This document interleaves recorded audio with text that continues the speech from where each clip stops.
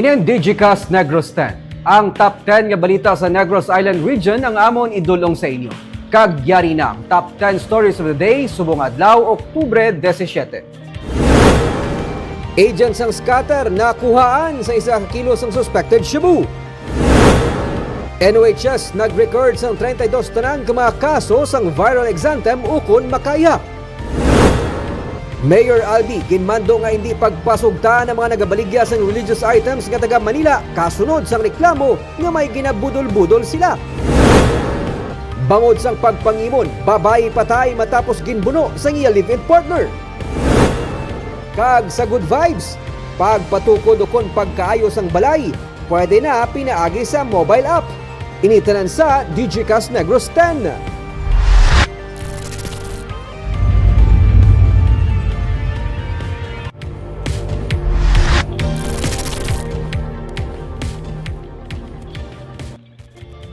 Sa number 10, may ginapaabot nga rollback sa bilis ng produkto petrolyo sa madason nga simana. Base sa 3 ka adlaw nga trading, may ginalantaw nga rollback sa presyo sa produkto petrolyo sa madason nga simana. Ini kasunod sang 4 ka simana nga sunod-sunod man nga saka sa bilis ng diesel kag gasoline. Kung base sa average ng 3 ka adlaw nga trading, ginapaabot nga mga piso ang iga-rollback sa diesel kag 80 sentimos naman sa gasoline. Pero may 2 pa ka adlaw nga trading nga gina-monitor.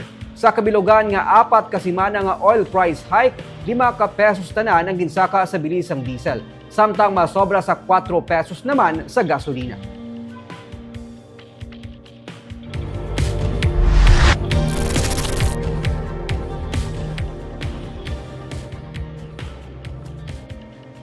Sa number 9, 6.4 billion pesos ang proposed 2025 budget ng Negros Occidental. 18.82% ini nga mas mataas kung ipaanggid sa 2024 budget. Ginsiling ni Vice Governor Jeffrey Ferrer nga tigayo na nga nabaton sang sangguniang panlalawigan ang proposed annual budget sang General Fund para sa 2025 sang nagligad nga October 15. Suno kay Ferrer, iga-schedule ini para sa deliberations sang Committee on Finance. Target sang SP suno kay Ferrer nga mahuman kag mapasar ang budget sa una nga semana sang Disyembre. 6.2 billion pesos ang proposal para sa General Fund proper kag 254.4 million pesos para sa EEDD o Economic Enterprise Development Department nga special account sa idalom sang General Fund. Masobra sa 1 ka bilyon ka pesos nga mas mataas ang budget nga gin-propose para sa 2025. Ang budget ang nasanto sa 7-point agenda. Abanse Negrense sa tuyo nga malambot ang pagsanyog kag makuha sunod kay Governor Eugenio C. Lacson ang Negrense brand of governance and growth. Mahatag na ang committee chair sang schedule. Basta parehos na next year. Maybe first week of December na puso na mo na budget.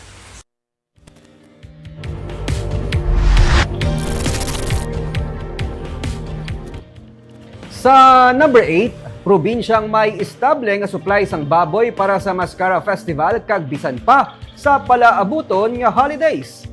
Ining suno kay Doktora Placida Limana, ang provincial veterinarian nga nagsiling nga mayara sang nagakaigo nga supply sang baboy. Padayon naman gani suno sa iya ang shipment sang Negros Occidental sang baboy sa Panay kag sa mga lugar sa Luzon. Sang nagligad nga bulan, may 3,000 to 4,000 ka baboy ang na-ship out sang probinsya. Dugang pa niya nga bisan sa auction market may madamo man nga supply, pero hindi naman nila mapatod ang presyohanay. Hindi pa man masiling nga lubos na nga nakarecover gikan sa African swine fever, bangod malawig pa ang proseso suno kay Limana. Pero amat-amat naman ang repopulation o kung liwat nga pagsagod sang baboy sa mga lugar sa probinsya. Kung may mga nagkalamatay man nga baboy nga gin-report kaangay sa Banwa sa San Enrique, ining tugas na natabo nga pagbaha nga nag-apekto sa mga kababuyan. Nananaisari ang rason sini kaangay sa masakit nga pneumonia. Samtang pinakamahal nga presyo sang baboy sa merkado ang yara sa 370 pesos ang kilo kag 270 pesos naman ang pinakamabarato.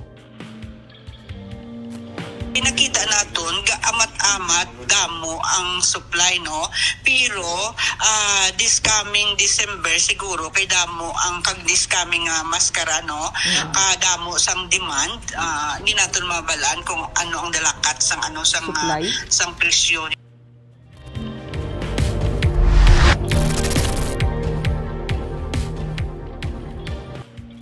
Sa number 7, mangunguma patay sa pagpaniro sa Banwasang Calatrava. Napatay si Danny Brazona, 54 anyos, matapos sigintiro sang wala pa makilalan nga suspect sa sitio Huebesan, Barangay Marcelo sa Banwasang Calatrava kahapon sang aga. Sa inisyal nga investigasyon sang PNP, ang biktima upod ang iyang live-in partner nga si Susan Sanchez nagupod sa ila 7 ka tuig nga bata pakadto sa Marcelo Elementary School. Sang gintiro siya sang isa sa mga suspect sa nagkalain-lain nga parte sa iya lawas nga gintunaan sa iya kamatayon. Giliw nga nagpalagyo ang mga suspitsado. Nagapadayon sa karon ng investigasyon sang Calatrava PNP para makilala ang mga suspect kag kung anong motibo sa pagpatay sa biktima.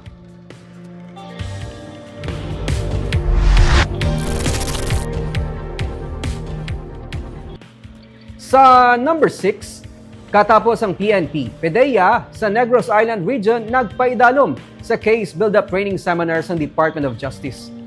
Upod sa katapos ang Provincial kag City Prosecutor's Office, nagpaidalom sa Case Build-Up Training Seminar ang mga police officers gikan sa La Carlota kag Bago City PNP, lakip na mga agents ang PDEA kaina sang aga. Kabahin ini sang ginpatigayon nga National Capacity Development Program sa Department of Justice paagi sa Department Circular No. 20 na nagatuyo nga mapabaskog ang mga ginapasak ang kaso kag masiguro nga wala sang inosente nga mapamatbatan sang penalidad. Ginsiling ni Bacolod City Prosecutor Maria Teresa Ditching nga sa idalom sang DC-20.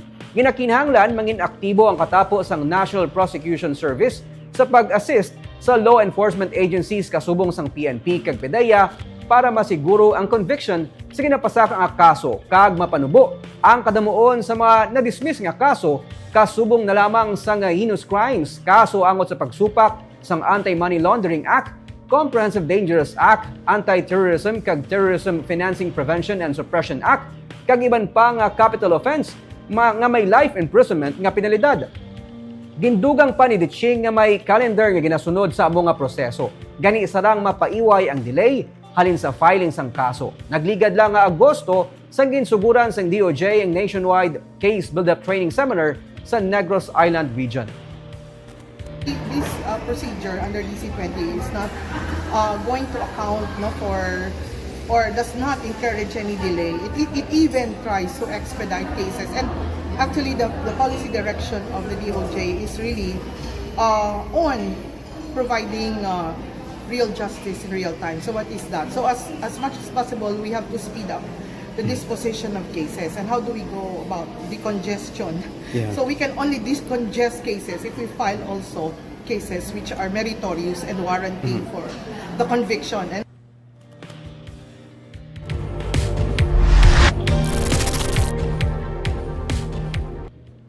sa number 5, Task Force Spaghetti Wire magabalik operation pagkaligad sa Mascara Festival. Sa pag-resume sa operations ng Task Force Spaghetti Wires pagkatapos sa Mascara Festival, ang mga nagalaylay kag nagalambod nga linya sang kuryente kag telco sa Lacson Street ang ilang mangin prioridad. Sa pagsinapol sang Task Force upod kay Councilor Pausi, ang pamuno sa Committee on Public Works, nagpasalig ang mga telecommunications company nga magbulig agud mahimos ang ilang mga linya sang kuryente. 4 days a week nga magabalik trabaho ang Task Force para malimpyuhan ang mga dalanon batok sa spaghetti wires. Humalin sa 2023, tonelada na sang spaghetti wires ang napangkaka sa pila ka mga lugar sa Bacolod. Ginaduso naman karon sa konseho ang pag-obligar sa mga telco kag power utility firm nga magpatuman sang underground cabling system project agud masolusyonan ang problema.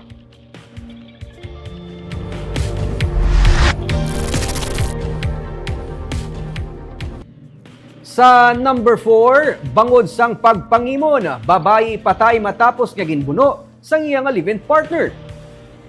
Patay ang overseas Filipino worker nga si Maria Adeline de la Cruz, 32 anyos, matapos sa ginbuno sang iyang live-in partner gamit ang screwdriver sa Hacienda Paz, Barangay Canlandog, sa Banwa sang Murcia sang Miyerkules ang aga. Ang suspect ginkilala kay Gerald Peñafiel, 39 anyos, nagatrabaho bilang isang kasentensyador sa Bulangan. Sunod sa hepe sa Murcia PNP nga si Police Major Sherwin Fernandez, natabo ang insidente sa sulod mismo sang balay sang magkahagugma. Sa ilang investigasyon sa Martes, nag-inaway ang duwa ka o magkahagugma kag nagmaoy si Peñafiel base sa impormasyon nga nabaton sang PNP. Masami nga nag-aaway ang duwa bangod nagapangimon si Peñafiel. Nagpauli kahapon ang biktima sa ila balay para magkuha sa iyang mga pagkabutang pero ginbuno siya sa iyang live-in partner gamit ang screwdriver. Nadakpan ang suspect pagkahapon samtang nagapanago sa sulod sang katubuhan kag na-recover ang screwdriver nga gingamit sa pagpangbuno. Si Peñafiel ang detained sa karon sa Murcia PNP kag posible pasakan sang kaso nga murder.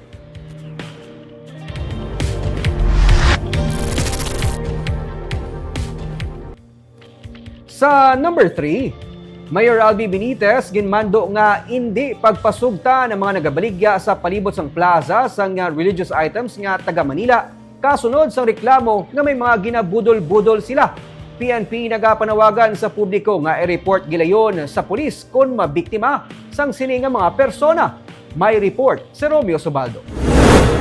Nakuhaan sa video ang ini nga mga persona nga nagapangtanyag sa scapular, prayer cards kag rosarito for free sa mga naganilabay sa dalan katuslaw sa Bacolod City. Pero kung mabaton mo na ang mga item, mangayo na sila sa donasyon kag dugay-dugay nagapanukot na sang 50 tubtub 100 pesos. Kung hindi ka maghatag, tipunan kanila tanan tubtub nga maghatag ka sang kwarta. Nag-viral sa social media ang post ng isa ka netizen nga nabiktima nila.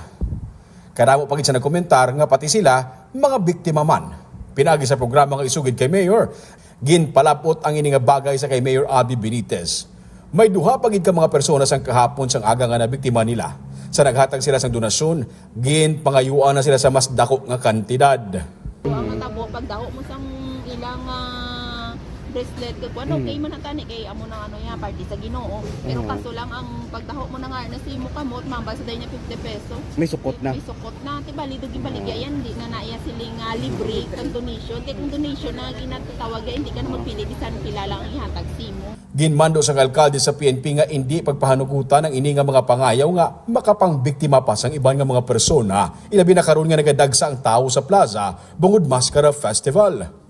Wala lugar ang mga tao nga muna di sa ato, no. We will make it very clear, no, nga ang labi na gid mga tiga Manila nga gadala sa mga kung ano-ano nila da hindi ta napagtugtan. Wala pa ni Mayor sila permit. So wala sila permit and hindi ginasla akwa permit, no. That's very very clear, no. Very strict kita pag-abot sa mga gabaligya sa labi na gid sa during Mascara, no. May ara lang kita mga accredited, authorized, and we do not allow even from Manila nga magbaligya. Di kang bastante na diya mga vendors sa syudad sa Bacolod, so we will not allow. So ang nga kung sigurong instruction sa police nga every time may mga amusin na pandakpa lang sila, and then we have, of course, all the legal basis to do this because number one, they cannot just sell any products out in the streets nga wala gaagi Yes. sa city, no? And ginambal ko na gid subong nga labi na gid ng mga tiga Manila, we will not be giving them permit. Kahapon, may tatlo sa siningang mga nagapakilala nga taga Cavite nga ginimbitar sa Police Station 1 para mausisa. Ginsiling nila nga nagabaligya na sila pero basi ang iba nila nga mga kaupdanan amo ang nagapang budol-budol. Nagabaligya man sila kuno sang siningang mga items sa Quiapo. Kasama to, at saka yung stamp. Pro, talagang benta yan. Benta talaga to. Hindi donation. Yun yung sabi eh. Oh, hindi. Binibenta ko talaga. Hindi. Iba naman po yung stamp na sinasabi. Oo. Kasi ito talaga, may puhunan naman po siya eh. Pag-ayaw.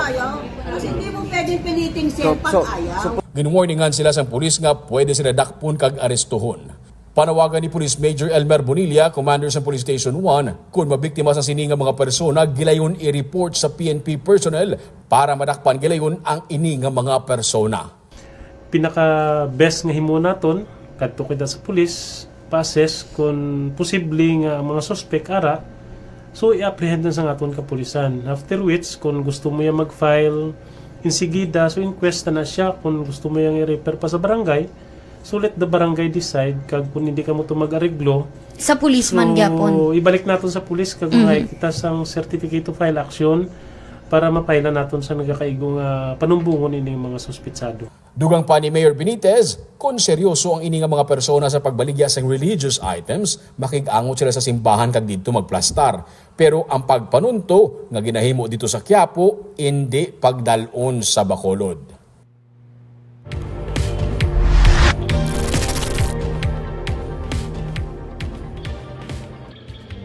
Sa number 2, may 32 na kakaso sang viral exanthem o kung ginatawag nga makaiha nga na-record sa Negros Occidental High School. Inisuno kay Doktora Sheila Blancia, ang Medical Officer 3 sang Negros Occidental High School nga nagsiling nga ang datos ang humalin sang Setyembre 1 tubtob sa karon. Sining nga bulan sang Oktubre, tig-3 tubtob 5 ka pasyente ilang nga mabaton sa kada adlaw. Ang paghilanat, rashes, sipon, ang pila lamang sa mga sintomas sa makaiha suno kay Blancia nga hindi maglayo sa dengue. Gani abiso niya sa mga estudyante nga kung makitaan sila sang kasubo nga sintoma, magpa-check up gilayon. Ang makaiha suno sa iya ang makalalaton, ang dengue hindi, pero pareho nga nagakinahanglan sang gilayon nga medikal nga atensyon. Ginaabisuhan man ang mga makitaan sa nga sintoma nga ipaiway na ang magsulod sa klase agud to hindi naman makalaton pa sa iban. Hindi magkabalaka ang mga estudyante bangod may alternative mode of learning tigaylos ang face-to-face classes. 14 diyas ang kinahanglan nga isolation sa apektado. Wala man sang bulong para diri. Sarang masaylo ini paagi sa laway, pagkapyot man sa mga na-infect nga bagay kag mas madasig ang paglaton suno kay Blancia sa mga lugar nga crowded. Mas labing maayo kung mag-observe sang hygiene. Isa na diri ang frequent hand washing suno sa iya kag mas maayo man kung pabakuron pagid ang resistensya. Amo na gani sir, nga kung kisa makibot ka, magahilanat sila, may rashes, pero ari di sa eskwelahan kay because may ara ko na sila summative test, may ara sila nga performance task. Tapos kung advise mo sila nga hindi sila mag-eskwela, galalain sila. Pero kung explain mo sa ila nga ginikanan, ang ginikanan niya, sir, ka-inchindi, ang cooperative. Ang mga rough estimate ko lang, na since sulod ni sa October ni we have 3 to 5 patients per day na may viral exanthem. So right away, napapuli na sila. Okay, 14 days, hindi pwede nga may eskwela, karon damo na kita malatnan, damo na maapektuhan.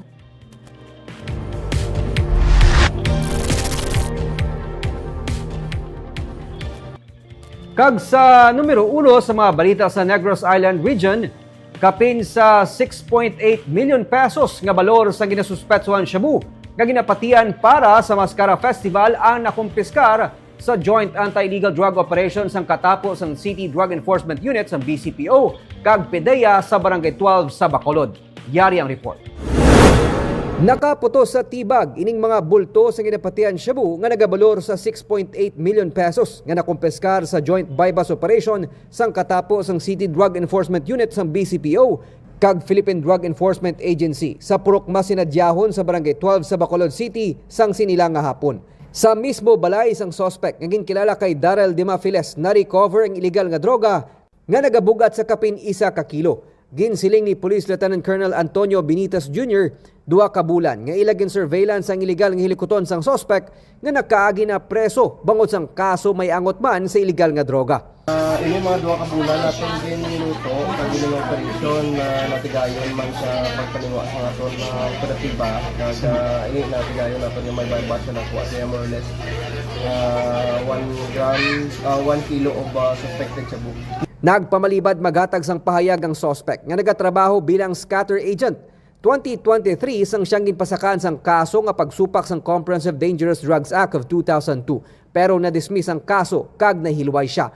Nagwa sa pagpangusisa sang kapulisan nga ang supply sang illegal nga droga ang gikan sa Manila kag posible gintalana para sa tuigan nga Mascara Festival sa Bacolod. Intended for Mascara man ni Sir Yapon, most probably.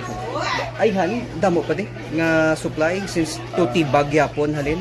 So this time sir mo lang na ang na-monitor na natin sir. Maid-id nga ginausisa sang kapulisan kag PDEA kung sino mga koneksyon sang nadakpan nga 24 anyos agod mapatod ang supplier sang illegal nga droga.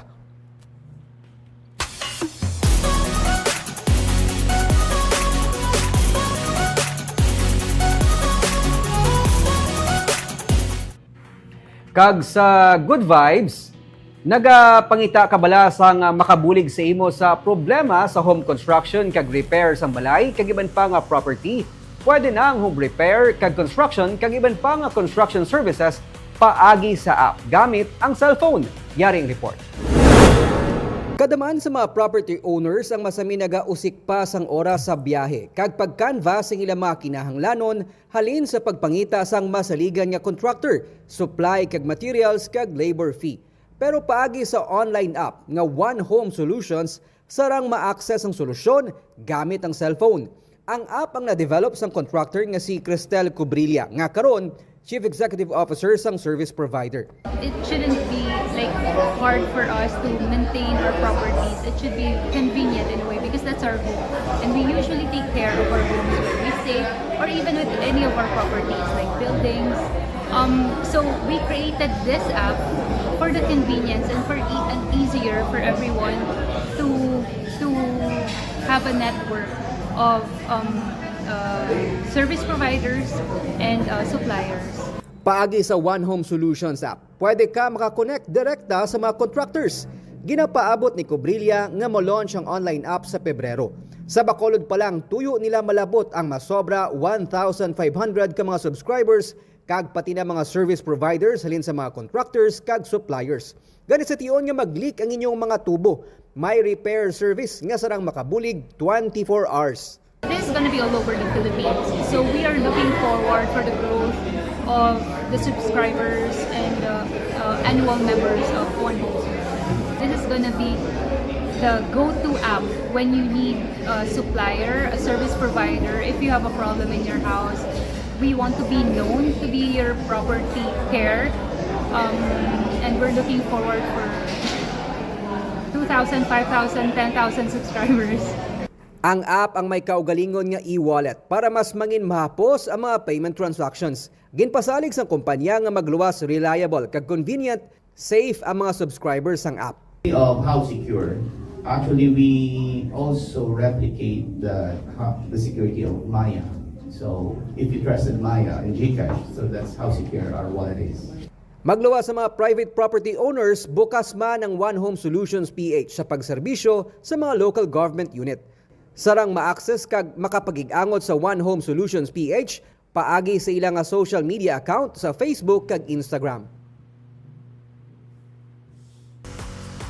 Kagantes kita magtakop, shoutout kita anay sa aton mga live viewers kay Ma'am Gloria Bantigue, kay Lovely Kitkit, sumuman kay Sir Lindol Sunyo, kag kay Binzi, kay Sir Ray Tinosan, of course kay Sir Felix Rex Pedrahas sang mansilingan nagalantaw gid sa kuno 2 years na ha, salamat gid sir.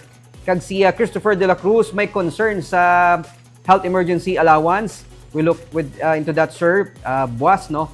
Si Sir Yekel subong man kay Sir kay Ma'am Jov Francisco, kay Sir Romel Mahilom, may ara kita mga viewers man sa aton nga YouTube. Si Sir Brandon Yanson, nagapamangkot siya kung sino ang mga celebrities nga coming while sa buwas 18 no, I believe Pure Gold nga event sa BCGC, may mga rappers, si Costa Clee, madumduman ko lang, subong man si Flo G, Arangas B19 sa 20 sa BCGC gihapon, ara si Piolo Pascual, si ang host nga si Main Mendoza, kay iban pa nga mga performers kasubong ni TJ Monterde, balik siya upod ang misis nga si KZ Tandingan. Pwede nyo man ma-check ang Facebook page sa Bacolod Youth Foundation para sa dugang nga mga schedules kag events karon nga Mascara Festival. Kagamuyad tong top 10 stories of the day, tubtubwas, ako si Nico Delfin.